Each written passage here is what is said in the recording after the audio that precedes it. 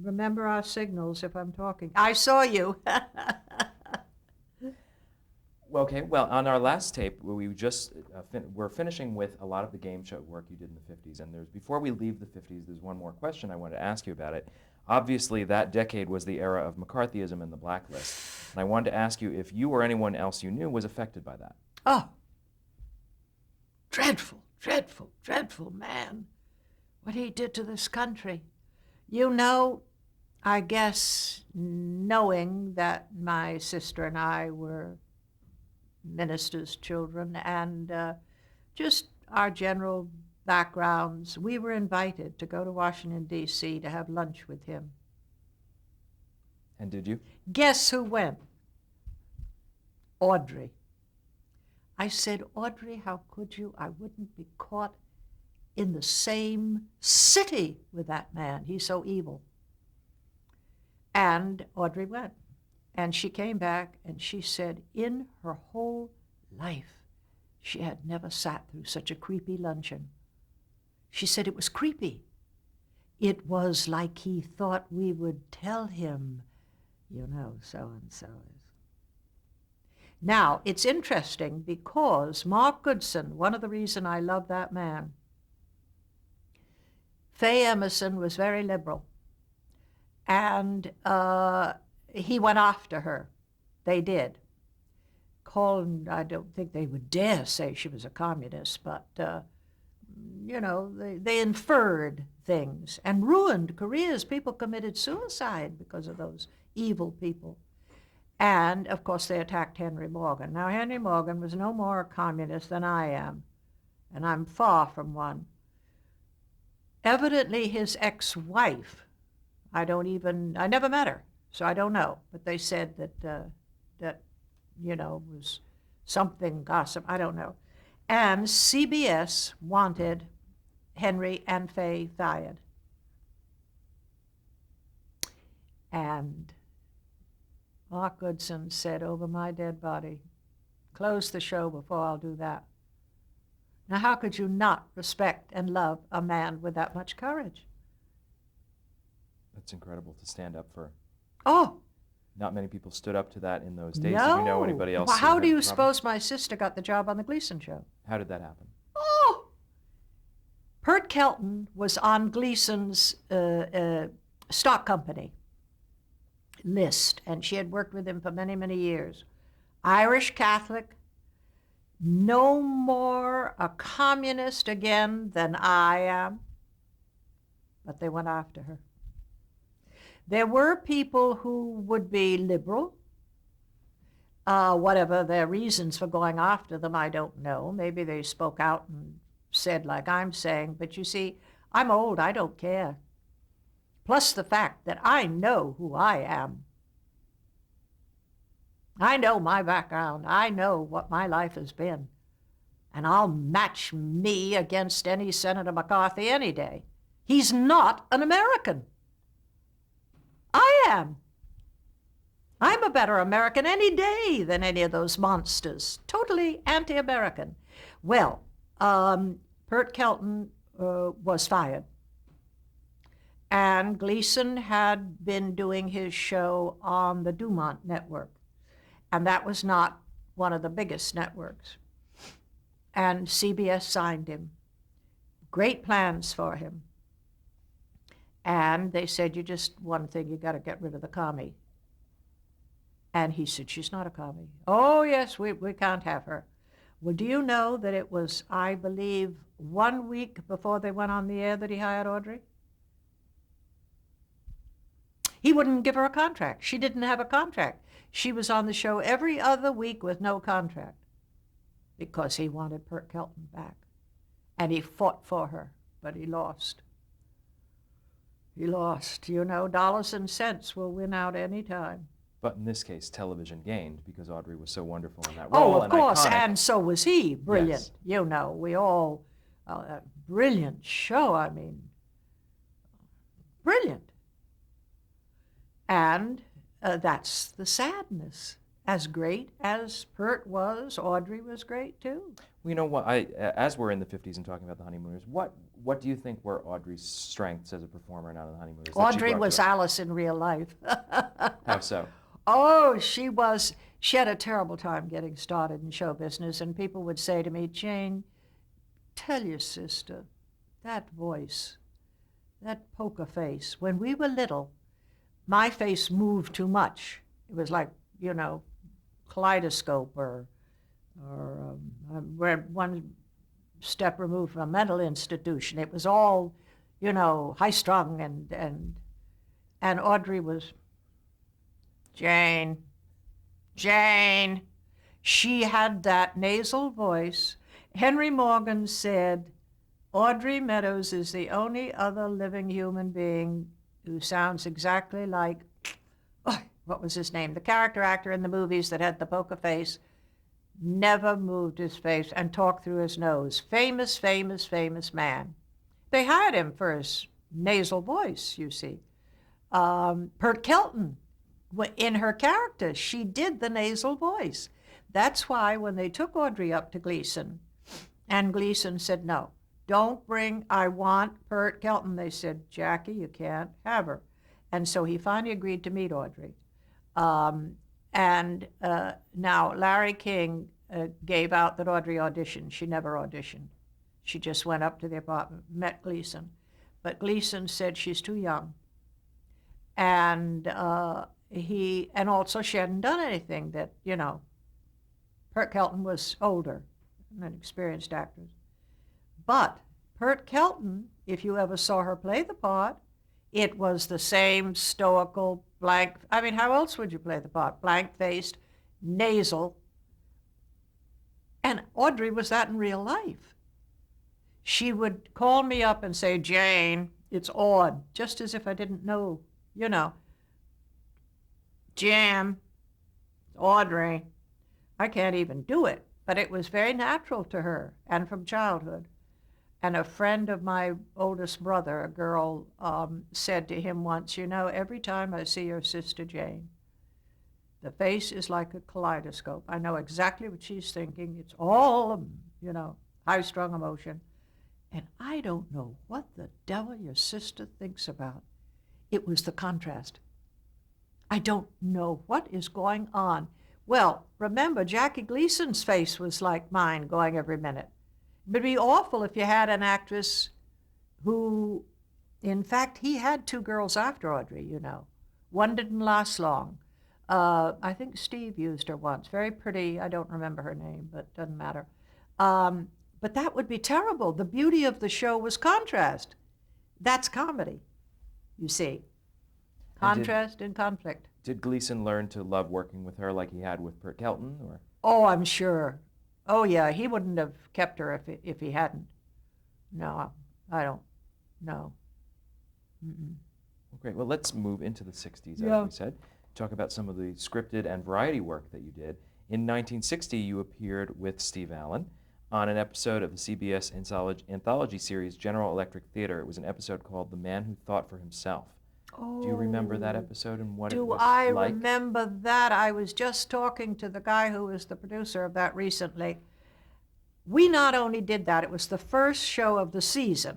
And because Steve was at NBC, and that was an NBC show, if I'm not mistaken. Yes. There was a lot of publicity. Well, actually, CBS, I believe. Was it CBS? Well, then it's because I was on Secret or something. They moved you around. But the rating was very, very high. And it was a MCA package, Universal show. And they were desperate to have us do a series together. And the top man, oh boy, I've got to remember this name because his wife, I just saw her recently. She was a singer, and Lewis. Huh? Lou Wasserman? No, Lou Wasserman was the head of Right. MCA. MCA. Oh, I thought that's But right. he wasn't the producer of it. Oh. Her name was Lewis. Marlo Lewis was her brother, and her name, she was a top singer. Gosh, anyway, her husband was the executive producer, and they were desperate. They offered us the moon to take that story and make it a series. That's how successful. And do you know who the announcer on the show was? Ronald Reagan. Announcer on the show. Anyway, huh? That's a pedigree. Yeah. Do you remember what the show was about and what that concept was that they wanted to spin out? It was perfect for Steve. I think it was a man who, did he paint his house a color or what he was something, he did something very eccentric. And I was the typical wife who was constantly saying, you're not, I don't know, whatever it was. But it was a man who thought for himself. What was the title? The Man Who Thought for Himself. The Man Who Thought for Himself. That's exactly what it was. And that was Steve. If Steve felt like painting this house stripes, nobody could talk him out of it. And I'm the exact opposite. In fact, one of my brothers once said, Audrey was very much like that. She would do, if she wanted to paint a house stripe, somebody once, it was my older brother. He said, the difference between Jayne and Audrey is that Audrey, you tell Audrey it's a terrible thing that she's planning to do, and she'll agree with you, but go out and do it.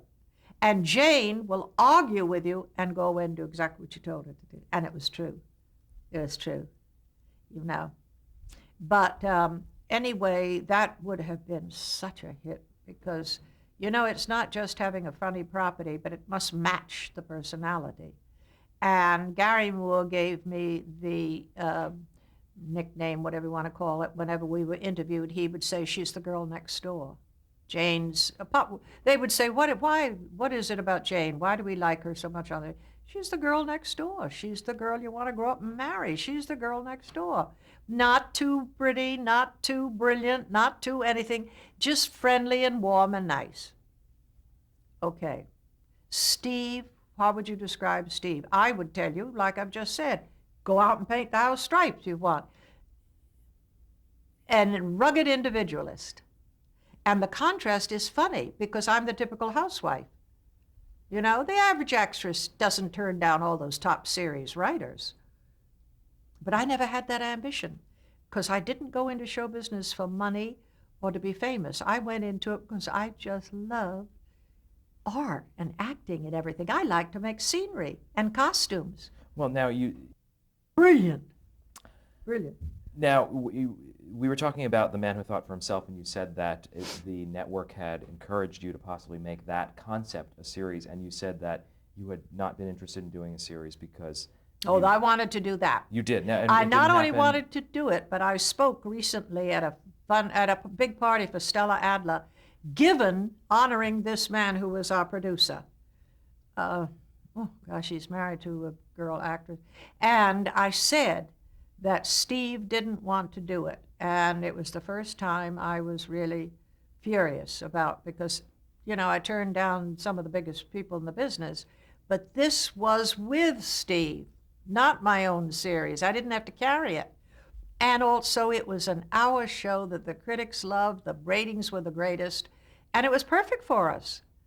The feminine little kind of screwball wife that conservative, everything had to be, don't paint your house purple because the neighbors, but the creative man who says, the hell with what people think, it just was perfect for us.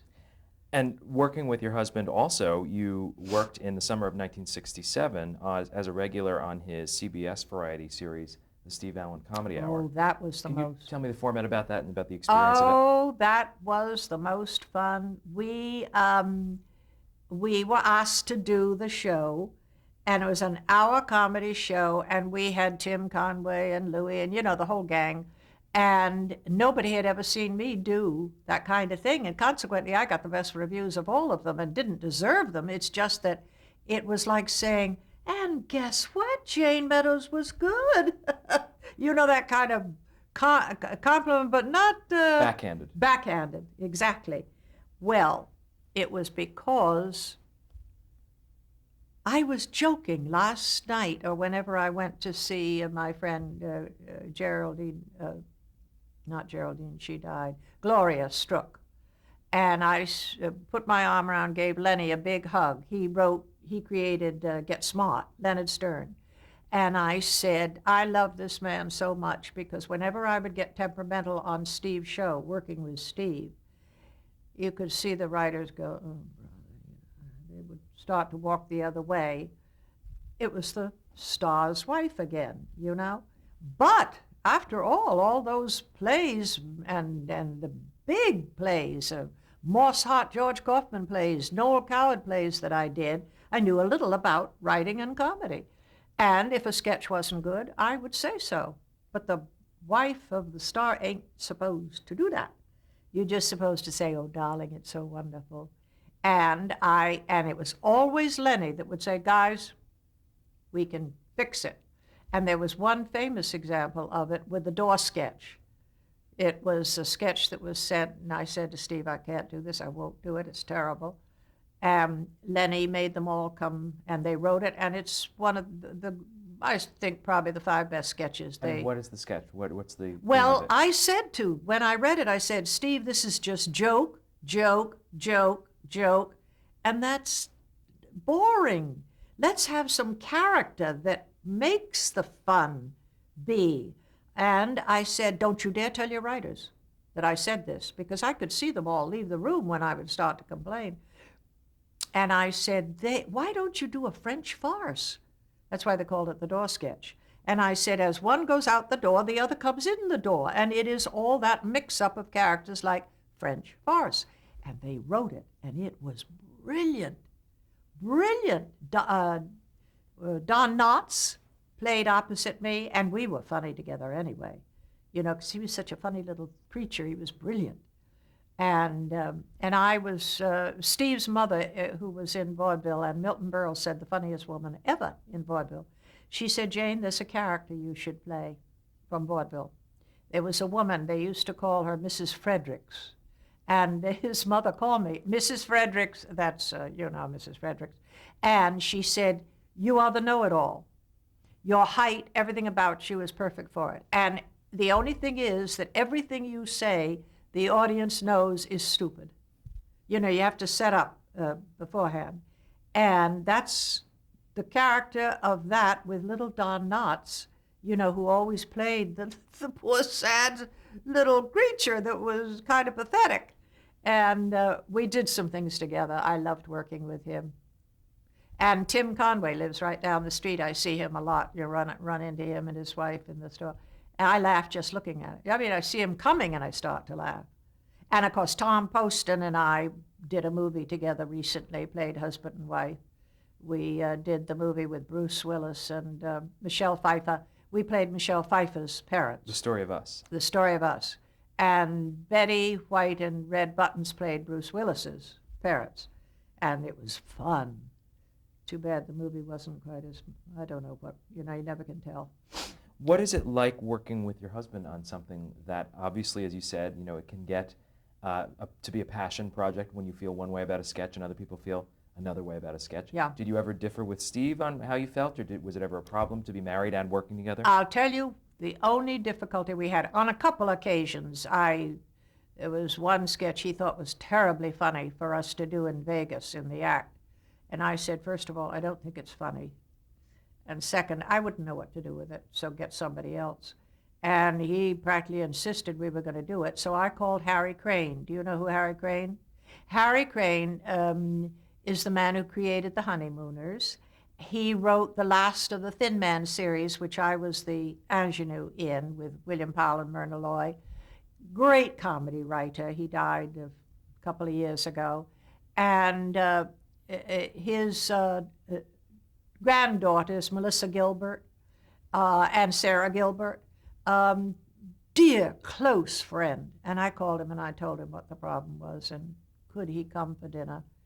And then I said, without, me planning, I'll ask us to do it for you. And we did. And he said, Steve, they'll come up and get you. She's right. And I think with Steve, the reason that he wasn't so harsh on things as I am is that he never failed because he could ad-lib. But I never go out of the lines. I'm like I rehearse it, I know the lines, and I do what the author wrote. because I can't do anything else.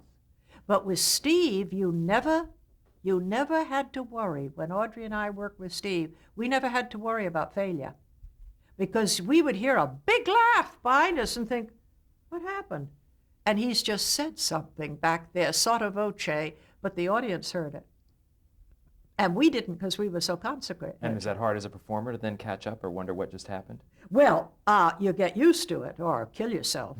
And when we did Cinderella at the Pantages, he was forever doing that. And I really, now that he's not here, that I can apologize to him, I finally had to go to the stage manager, because you do. You don't argue in a play on Broadway. You don't start problems by arguing with your leading man. You go to the stage manager and say, if he does that once more, I'm either going to whack him or whack you, you know. And I said, Steve's got to stop the ad-libbing, because here I was singing and doing a musical, and it was Steve who wanted to do the musical. And he was right to want to do it, but it wasn't I who chose it. And he chose it, and as a result, the play had never been successful. Did you know that? Well, Edie Adams brought a critic opening night, and she told me she did it originally with Julie Andrews, and the reviews were, it's a wonder they ever went on with their careers. They were so terrible, the reviews. And she said that years later, when, I've forgotten the name of the actress who years later did it on television, the reviews were even worse. And Julie Andrews called Leslie Ann Warren, are you thinking? Leslie Ann Warren. She called Edie Adams on the phone and said, have you read the reviews? Read them, it'll make you feel better. So when Edie came to see our version, she came thinking, what in the world are they going to do with this, turkey? Well, what Steve did was he wrote to the estate, because Hammerstein and Rogers were both dead.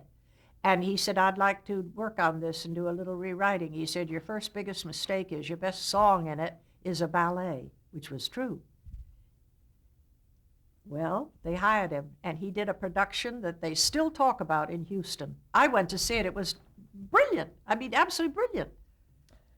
In 1969, you became a regular on the CBS medical drama Medical Center. How did this role come about? Oh, my dear. I was visiting my mother with Bill, our son, who was then about 8 or 9 years old, and I got a phone call from the producer of Medical Center, who had been the press agent on Lady in the Lake. And he said, you don't remember me, but I'm doing this series, and we'd love to have you be a regular on it. And he said, could you come out right away? Because he said, we're shooting, and we would like you to be ready on Monday. Oh, I said, no audition. Oh, no audition. And so I was in New York to do, what was that show I used to do with Carl Reiner and all the guys? It's the one where Errol Flynn, got stoned on drugs out of his skull. Anyway, and The they Show of Shows? You're talking about No, that? no. 'Cause you had done It was that. a game show. Keep talking. The Art Link? Oh, okay. Keep talking. And you kept talking, And when I went to lunch, I said, Errol Flynn, are you going to lunch? And he said, no, I'm just going to rest. And when I came back, they said, don't anybody talk to Errol Flynn. He's the star. We just let him sit there. He doesn't know where he is, doesn't know his name. And they later wrote a movie about it. Joe Bologna did the movie, played him. Anyway, to get back to... Medical Center. What were we talking about? Well, I we were go talking off- about how you got the part on Medical Center and how... Oh, yes. So I was in New York to do that show and visit Mother. And I had left my son, Bill, with Mother in Connecticut. And I said, I don't think I can do it because my son is in Connecticut. And he said, we have to come right away. So I left the restaurant where I had taken the call from the Hilton Hotel. And, I had written a column for 5 years for Carte Blanche magazine for Hilton. And I knew them all in all the Hilton hotels all over the world. And I went back to the hotel to pack up. And I spoke to one of the managers, and he said, Jayne, go. Call your mother. Tell her, just keep your son. Go do that. And so I took his advice, and I called Mother and said, I'll be back in 2 weeks or 10 days or whatever. Got on a plane, came out. That was a Saturday I flew out. They met me here on Sunday for costume fittings, started shooting Monday, and as a result, they loved the character. And I stayed with the show for a couple of years until finally I called my friend John Mantley, he was the producer of Gunsmoke. And I said, John, how do you write parts for Kitty every week? I said, I'm a regular, but I am saying the same lines every week. He said, that's the way it is, Jayne, with an hour show if you're a regular character like you're playing. I said, I can't do it anymore. And how many years was that you were I doing? don't know, maybe 2, 3 at the most. I don't really remember how long I did it. I just know that it hurt his feelings terribly. I explained the truth to him and said, I cannot do this. I just can't keep saying, every week the same line. And so I left, and he called his next best friend, who was Audrey Tata. And Audrey took the job. And no, we remained friends. But, when they see you in something, it's like you stab them. Can you tell me about your character, Nurse Chambers? What was her first name? What was she like? Oh, no, she was never anything but Miss Chambers, was she? Nurse Chambers? What was her role on the show? What kind of function? Oh, she was the head nurse of the hospital, and no fooling around. Everything was serious, a good old-fashioned head nurse. And that was a wonderful part for me. You see, and Lady in the Lake, that was the strong character and the dramatic character. And so that's why he had been the press agent. And he told me that Audrey Tata, she's a darling girl, when we were doing Lady in the Lake, she went into him in the press department and said, this young actress from New York, if she doesn't get the, what was it we did? The Robert Montgomery thing. If she doesn't get an Oscar for this performance, I don't know. So she was a good friend. And that's why I say he had the part written for me. Did you have trouble learning any of the medical jargon? Do you think it was authentic jargon? Did you research it? I don't know too much about medicine because even though we had a hospital in China and took care of all the poor, I was never sick a day in my life in China. We never were until we came to America, and then we got measles, mumps, everything. But I do know an interesting thing. The doctor who delivered me in China gave me the name Jayne, and my friend Hal Cantor, I don't know if you know who he is, top writer, lives 2 or 3 doors down the street here.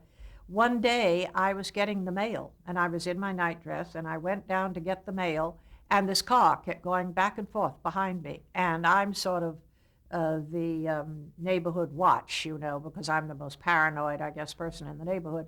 And I thought, now I wonder what this is. Why is this? And I heard a voice say, Jayne? And I said, no, it's Audrey. I had no makeup on, and I was in this old. And he said, Hal Cantor, Jayne, I want to give you and Steve my latest book. I brought it back. About chapter 3 was about this doctor.